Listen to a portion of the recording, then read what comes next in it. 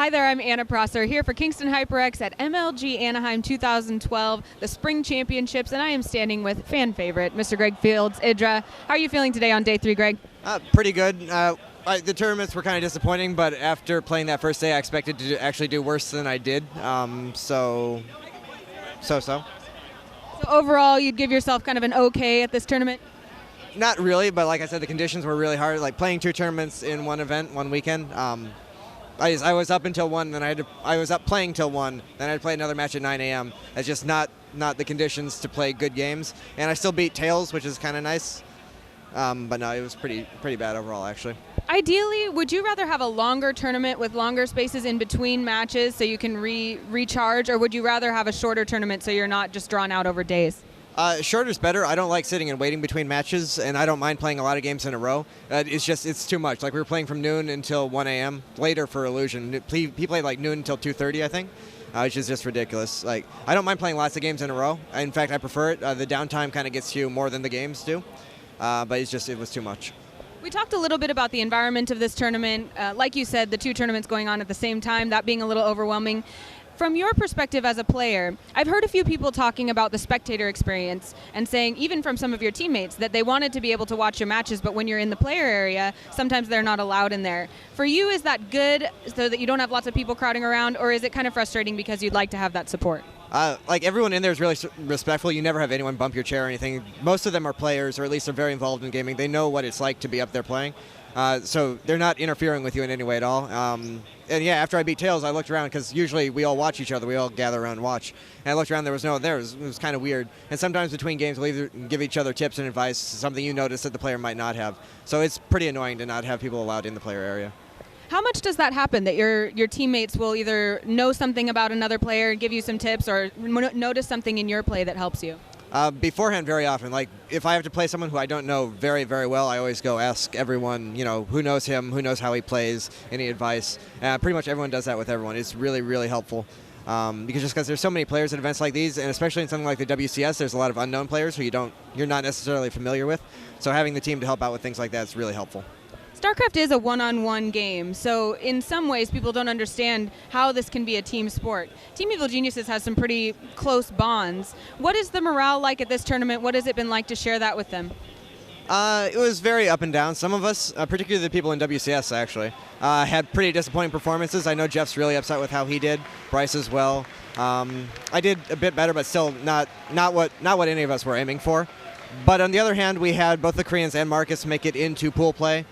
Chris and me got the same depth into the loser bracket. I think we're actually both very disappointed with that, so we won't talk about that. But yeah, some ups and downs. It's nice to have Marcus just join the team and make it into pool play from the open bracket. So mentally, coming out of that, you're feeling like, okay, we did all right, but we want to do better. How are you going to move into preparing for what's next? Probably just practice. I feel I've gotten better. I've fixed a lot of holes in my play. This tournament's not representative at all of how good I am. And it also pointed out to me that ZVZ is kind of my weakness right now. I think all of the matches that I really lost, I kind of don't count the one versus XLab because I literally lost WCS 5 minutes before that. I was not playing my best. But yeah, the other 3 losses were ZVZs in really dumb, bad ways. So I know I need to go focus on my ZVZ in particular. But overall, I feel like this tournament wasn't representative of how I'm playing right now. I'm definitely improving quite a bit very quickly. What events or tournaments are coming up for you? I'm actually not sure. I'm not going to DreamHack, and it's looking like I'm not going to qualify for NASL. So maybe the next MLG Arena. Okay, great.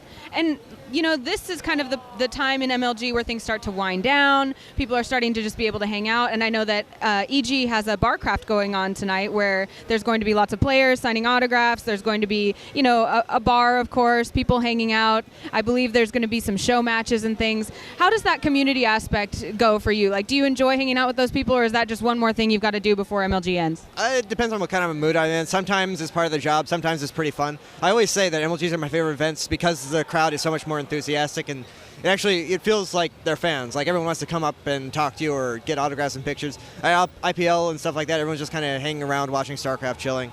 It's not as much of the crowd atmosphere.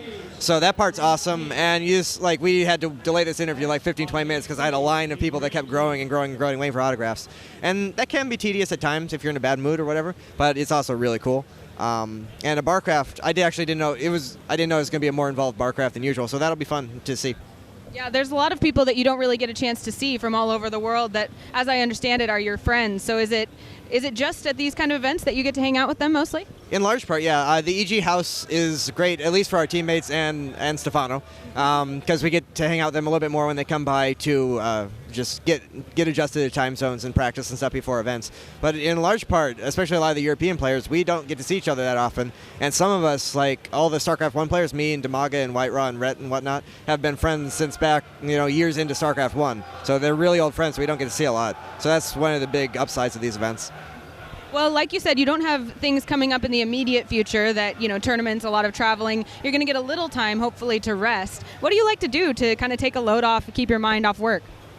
The last time I took a vacation was like a year into my time in Korea in StarCraft 1. Like 2009, I think. I went to Singapore for 3 days. So I don't really do free time. I'm not sure. We'll see. I actually try to actively avoid activities I think will take up too much time just because I feel that whenever I have downtime, I could/should be practicing. That might actually be counterproductive, but I spend most of my time playing StarCraft. Except if you're working out with Machine, right? Right. That doesn't take up too much time. Well, if people want to check you out, watch your stream, find you on Twitter, where should they go? Twitter's pretty much the all access to everything. It's at EG.IdrA, IDRAJIT. My stream is EG.TV. That in particular. I'll be streaming more in the future. I was kind of taking it easy on that because I was prepping for tournaments and whatnot, but now I have some downtime, so I'll stream a lot more. Hopefully with commentary if I'm not too lazy. Yep, and I think that's it. All right, great. Anyone you want to thank, shout-outs you want to give before we sign off? Yep. Big thanks to Team Evil Geniuses, Intel SteelSeries, Monster, Kingston HyperX, Beyond Gaming, Sapphire, everyone else over at evilgeniuses.net, and thank you to all the fans. Thank you, Greg. I appreciate it. Also, thank you to Kingston HyperX for bringing me out to these events, allowing me to bring you coverage like this, and we will see you with some more Evil Geniuses coverage tonight.